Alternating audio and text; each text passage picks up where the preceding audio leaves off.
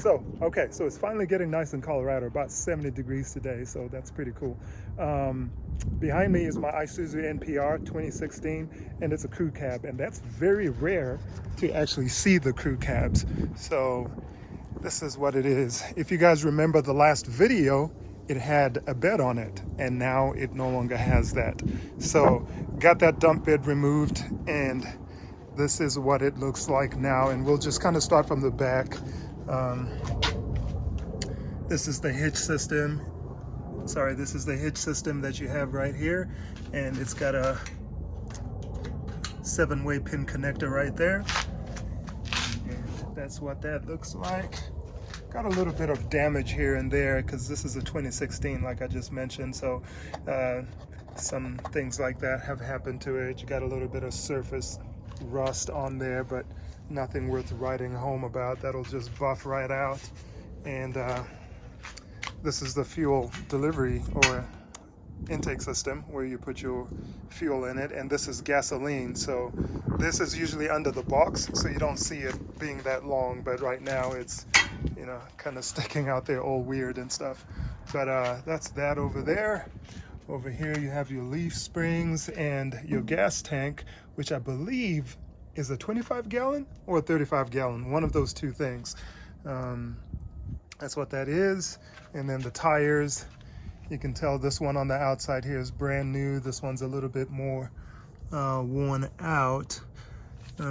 Not quite down to the wear bars. I'm trying to find where that is at now, but it's not quite down to the wear bars.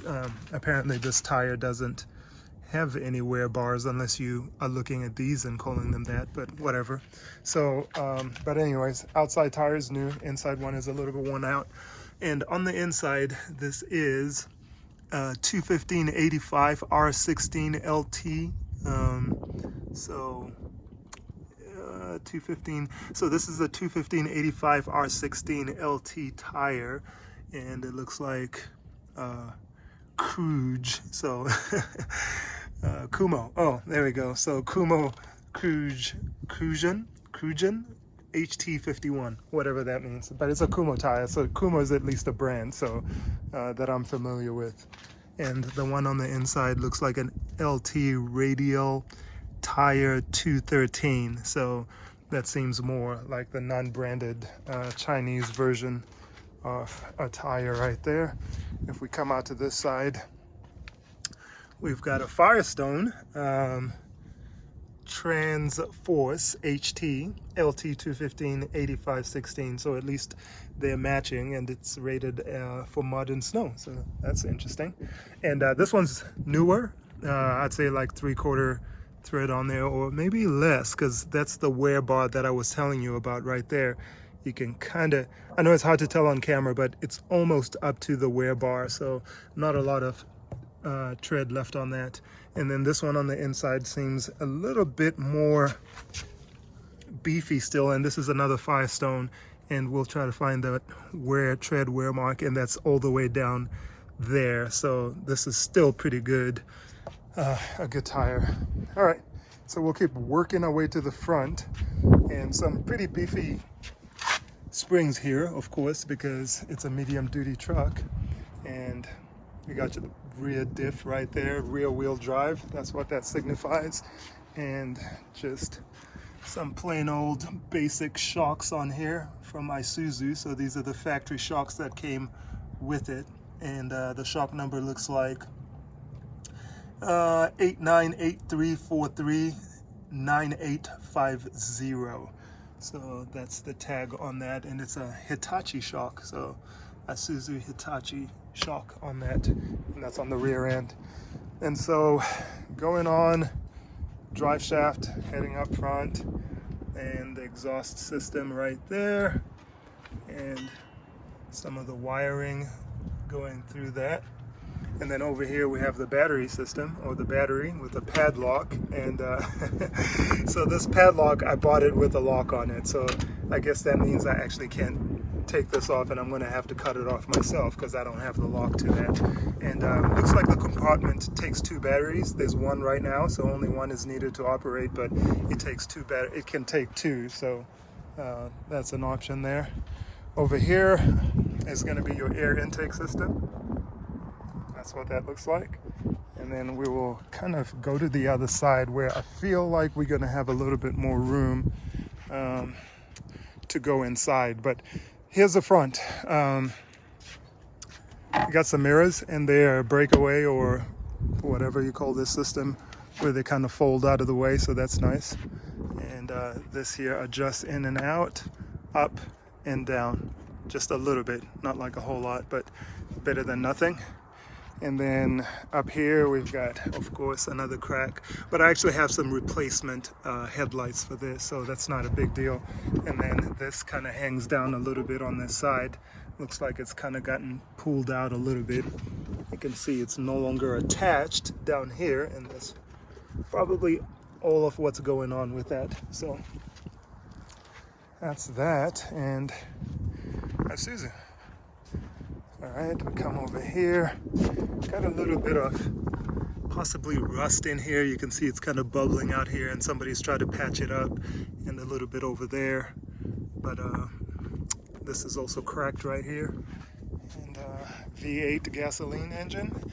And this is technically just a Chevy. If you go to Chevy's website, they've got the exact same thing, but only it's a Chevy 5500 or something like that. You can check it out on their website. So exactly the same thing. The engine is still the same. The body, everything seems to completely match up with that Chevy. So, and this is what it looks like after you close the door.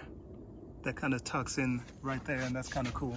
So it's not like you don't see the step when the door is not open. So I like that. I like that a lot, actually. I don't think they had to do that, and yet they did. And nice little design cue. Inside, we got the door here, central locking, little space over here for you to put your maps and whatever else not. Trailer brake controller right there. And we will climb, well, so this is what it looks like from the outside.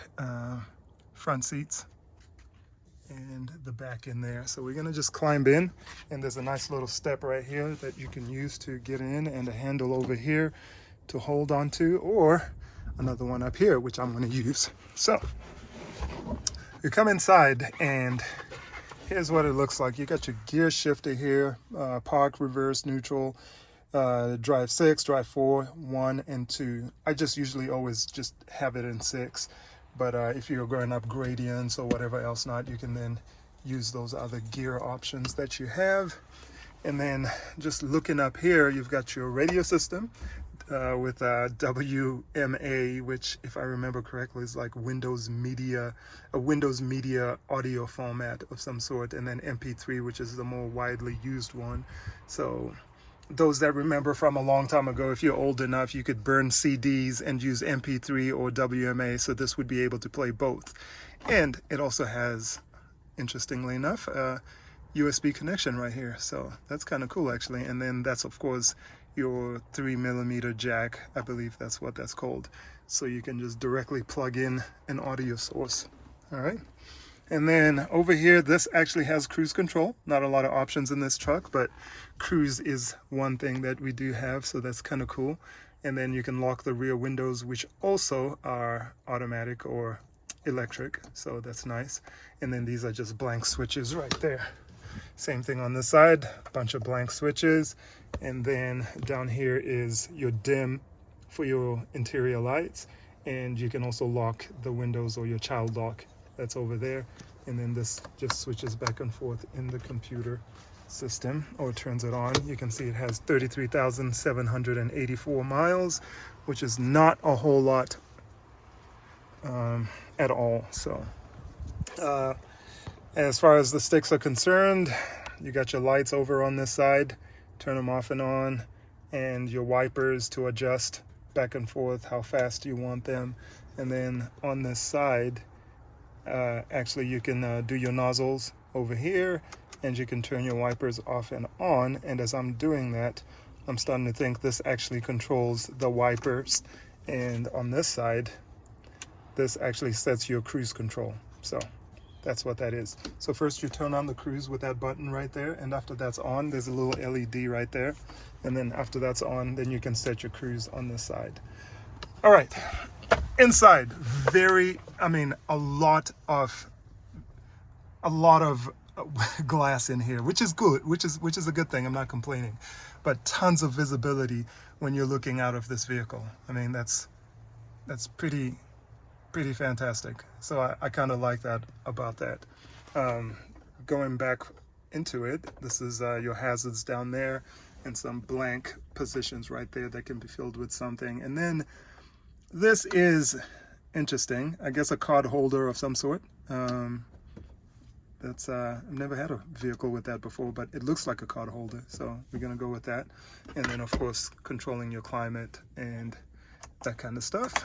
And that's for your air conditioning to turn it off and on.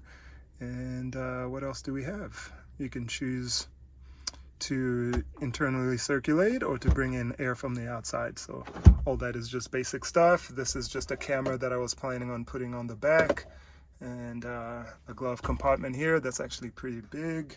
And then in here you've got some cup holders. All right.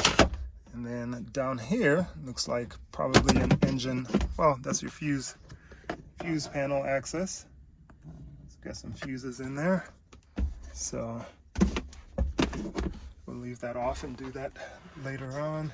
And then looking at the seats, they're not in bad condition at all. Nice little cigarette burn there, but otherwise overall very nice seats. This one folds down like so, to reveal a nice little work area here for your paperwork, your laptop, or whatever else not. And then this is the back. For people that still smoke, you got a little ashtray there. That's very throwback.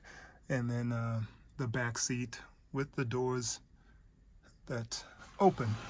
And so tons of room in the back here. I can sit back there, and I'm a little bit over 6 foot. I can sit there comfortably. There's just tons, way more room in there than any typical truck. So headliner, fairly clean, could do with a little bit of work. So if I work on this vehicle and end up finishing it, you know, I'd end up replacing the headliner, replacing the seats up here, and just redoing the whole interior just to make it a little bit more civilized, or just cooler. It's nice. It's not bad at all. The interior is not bad, but I would change it up a little bit and just kind of maybe put some leather in here. And I think this would turn out looking pretty premium. So pull that back up. Down there you got a fire extinguisher on the passenger seat, and handbrake or parking brake, whatever you want to call that. And then we can come out here and enter from the back. Again, there's a handle here to hold on to get in, and there's also one up here. And I will get in and sit down. So at 6 foot, I have quite a lot of room. I mean, this is almost a foot by itself right here before I touch the front. And let's see, little pocket on the back of the seat. And then you've got this grab bar right here, and it's actually padded, so if you were to hit your head, it wouldn't hurt. So that's cool. And there's our ashtray from the back, and give you that view from the back seat. All right, we've got some access panels in here. I'm not sure what they actually go to, but we can check it out. Okay, that just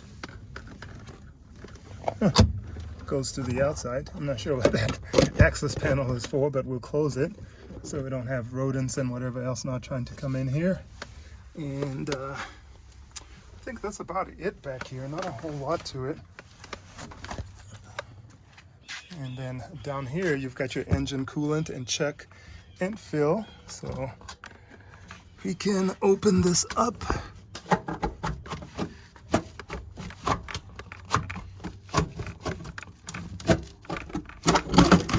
So that just kind of pulls up, and there's your engine coolant fill right there. And you can also see it from underneath the vehicle right here, but they just have this cool little panel that you can fill it through as well. So that's that. And then nice little vent over here. As far as repairing the engine, we're actually going to go out to the other side. Oh, we should make this complete, and I'm going to show you what it looks like down here. Got your brake pedal and your gas pedal right there. All right. And all right, so I went ahead and grabbed a tape measure here so we can get all scientific about these measurements. So from the back of the seat to where this ends, or where this part here begins right here, it's about what, 32 inches. So that's quite a lot of room over on this side. And then you've got this engine compartment, of course, and you can just unfasten these things, and that's how you kind of get into the engine compartment to do repairs and whatever else not. So because this is the crew cab, it doesn't tilt forward. The single cab tilts forward, and that's how you access your engine. This here, you actually have to use certain compartments like that, and then I believe there's another one under the front seat. We'll go over there and we'll check it out, but that's how you access the engine to kind of get to things. And this is also something I would fix if I was doing this, because there's not a lot of insulation in here, just to kind of keep the noise out and the heat from the engine as well. So fasten that up later. But how wide is this? So the seat itself from end to end is about 64 inches. All right, so quite a lot of room. That's what that looks like. And we'll go ahead and actually also measure this here while we're out here. So that's about 159 inches from the back to the cab right here. So 159 inches. And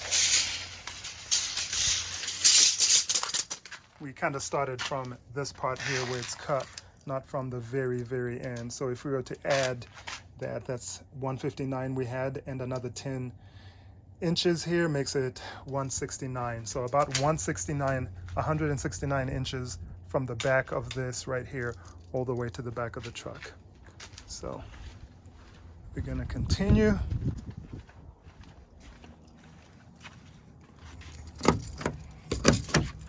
Apparently we're still locked out, so we're gonna go unlock the doors.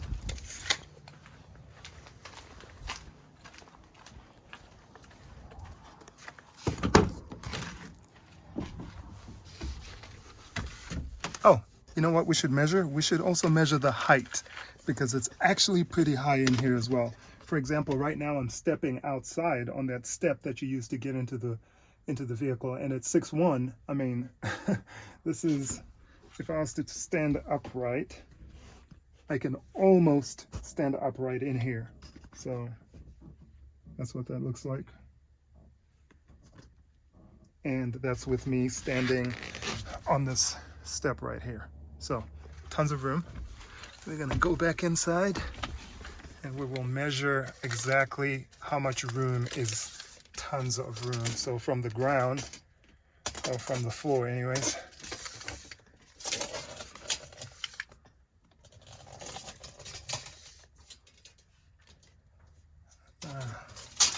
I'm using this very cheap tape measure. I couldn't find my usual one, but that is 52 inches of room in here. That's from the ground up. So, or from the floor off the truck to the roof. All right, so that's pretty good. And we don't need to unlock that door, but we do need to unlock this one.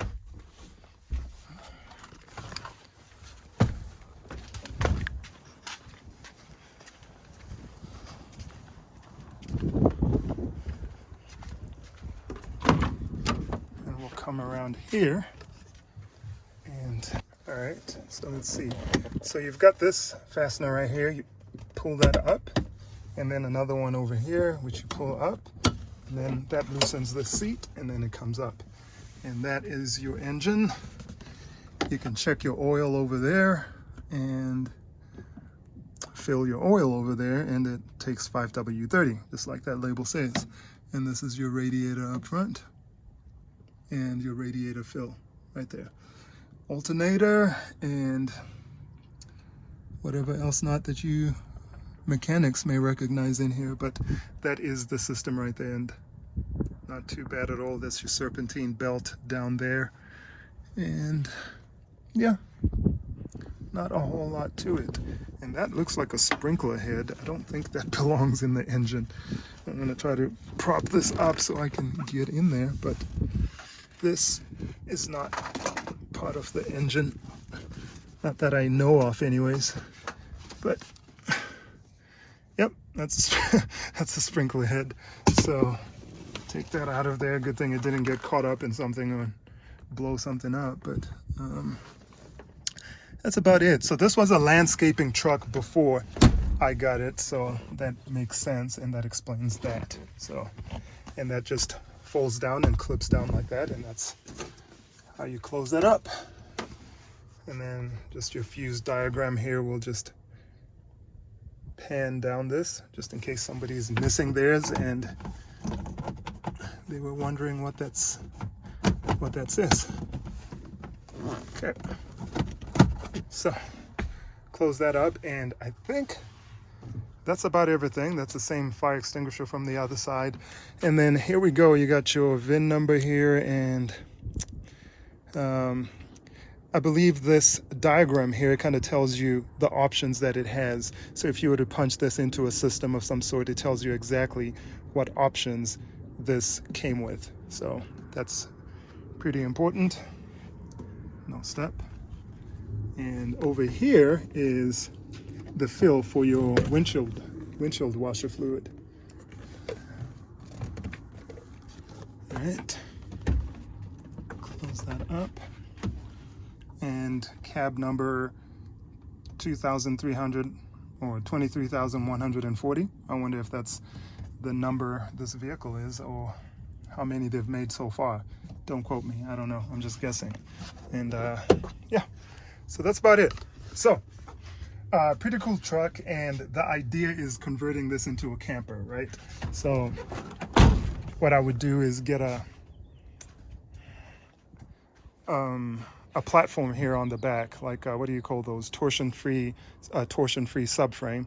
Put that on the back, and then a camper on top of that. And let's see how much room I have, because the idea is I do not like it a whole lot when the cab or the actual habitat is sticking up way over the bed of the truck. So it'd be nice to just kind of have it where it goes from the top to the bottom, but I don't think that is gonna work because that would not give me any standing room. So let's just measure this with this really bad tape measure.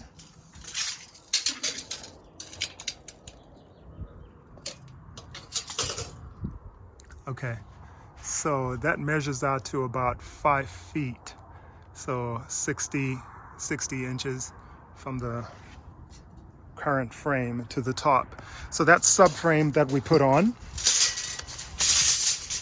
would actually end up eating up some more of that room up there. So you already can't stand up in this truck because that's only 5 feet from the frame, so that's only going to get shorter. So that kind of leaves you with the option of putting in one of those cabs that collapses down.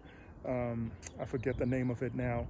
And then when it's actually time to camp, it's hard-sided, and then that just hydraulically lifts up. So that's kind of cool, but that would be even more expensive. And those campers are like ridiculously priced. For an empty shell, I think it's about anywhere from $20,000 to $30,000. And then for one that's already built out, I've gotten quotes for about $100,000, $150,000, $200,000, I think, if you look at Bliss Mobile or one of those other kinds of people. So still not sure what's going to happen with that, but that is the idea off this vehicle. It's going to take a little bit of time, you know, if I have to come up with all that money. So don't expect anything too drastic happening anytime soon. And then we also have a little bit of rust over here and up there. So the other thing here is, I think I would look at cutting a hole in the back here, so you've got a pass through to the camper. So that's also another option, or something that would be cool, so you can kind of come in from the inside. And I know it still has this bar, and I kind of like the bar, so I don't want to take that off. And so it's not like you'd be able to come from the front easily into the back and then go that way. So I kind of have to think about that. I like the idea of having this in here. It kind of reminds me of an ATV. Maybe you're off-roading and people can hold on to that. So that's cool. But that doesn't bode very well for actually having a hole here and having a pass-through. But then again, neither does this bench seat. So I'd have to think about that and see what that looks like at the end of the day. I like the bench seat. I like the idea of being able to carry so 3 in the front, 3 in the back, so basically 6 people. And so that's kind of nice. And if you weren't too concerned about the laws, rules, and regulations, you can have 1, 2, 3, actually 4 people in here. But I think the way it's set up, is it designed for 4? It may very well be. Let's take a look here. So actually it is. So there's seatbelt positions for 4 people in here. So 1, 2, 3, 4, 5, 6, 7. So 7 people can ride in this, and that is pretty cool. So the ones in the middle will have the lap belts, and that's the other lap belt. And then on the end, you can see just the regular seat belt right there. Same thing with this side. So 7 people in this vehicle, and that's pretty cool. As far as the dualies are concerned, that's another... We're kind of living in troubling times right now because it's so hard to get anything. So the dualies, ideally, you'd want to convert those to super singles. Having dualies off-road is not really a good thing because stones and whatever else not get caught in here and they can burst the tire or whatever else not. So ideally, you convert those into super singles, which basically means it's a wider tire with a different offset and just one rim, as opposed to the 2 tires that you see here. So that's what you would convert that to.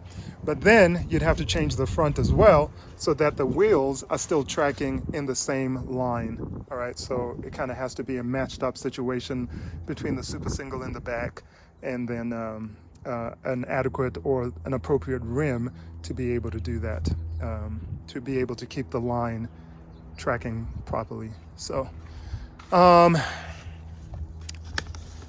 tons of things that still need to be done, but that is my ISUZU, and I think it's going to be a fun project, unless, you know, I don't finish it. But this is the project, and I'm going to start working on that slowly. I've seen some nice bumpers for them as well, so I would take that off, put a new bumper on there. The headlights would likely stay, but I would like to see them LED instead, and yeah. So, roof marker lights on the top. I always like roof marker lights. But anyways, that's about it for right now, guys. Hopefully this was at least informative to somebody who may have one or is thinking about getting one. I kind of showed you dimensions and everything like that, so hopefully that's a little bit helpful.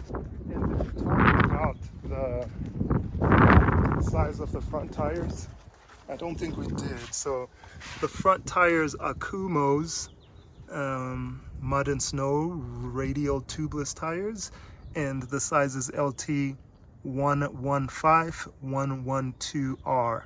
So slightly different size there. That's an LT 115-112R. No, that's what, am I crazy? So this is okay, this may be some kind of European measurement of some sort, but it's a 215/85 R16. I guess that's what a lot of people in the US will understand, but this video may be watched everywhere else, I guess, too. So 115/112R is the size on that.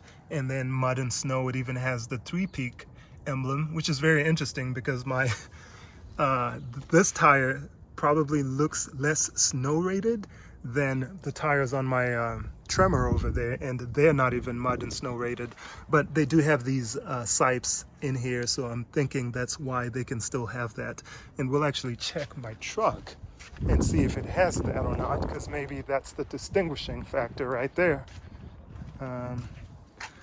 Nope, it has them too, so I don't know why they don't have that mountain peak emblem on them, even though they do still say, I think I've seen it before, they do still say mud and snow on them. Yep, right there. So just a little interesting doohickey there for you guys. Oh, and I almost forgot, how does it drive?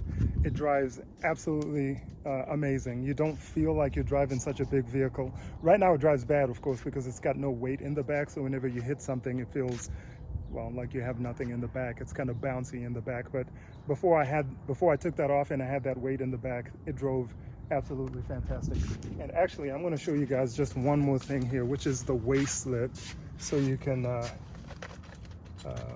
get an idea of how much it weighs. I kind of took two of them. I weighed it twice. The first time was when I still had that box on the back, and the second time was after I took it off. And let's see, so it's about don't know if you guys are going to be able to see this, but yeah, so steer axle, which is the front, is 3780, and then the drive axle is 1900, and then the combined weight is 5680. So this one is after I took the box off. Before I took that aluminum dump body from the back, the numbers were like this: 4,340 in the front, 3,900 in the back, for a total of 8,240.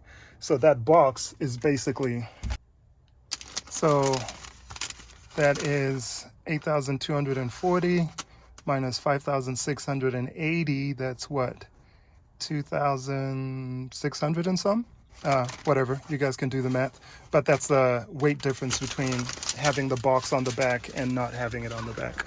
So that's it. So that's about it, guys. Yeah, but like I was saying, it drives well. It drives amazingly well for what it is. You wouldn't think it does. In the garage back there, I've got an LMTV, and that drives kind of like how you would expect it. It's big, it's huge, and it drives like that. A little bit more stable, actually, on the highway than this vehicle, because there's just a lot of wind that seems to come in through the doors. So something I'm going to look at is probably those wind visors, and maybe that'll make a difference. But there's tons of wind that does come in through those doors. But driving around town, though, super sweet. The steering wheel, the turning radius, everything is absolutely amazing on that. I think I kind of did a video when I picked it up. You can go through my videos, and there's a video of me actually driving it on the highway, and I kind of talk about that a little bit. But it does get a little bit loud in here, not from the engine per se, but just the road noise from the wind coming in through the doors. So that's about it, I think, for right now. Oh, forgot about this little storage here at the top. Same thing on that side. And on that note, peace.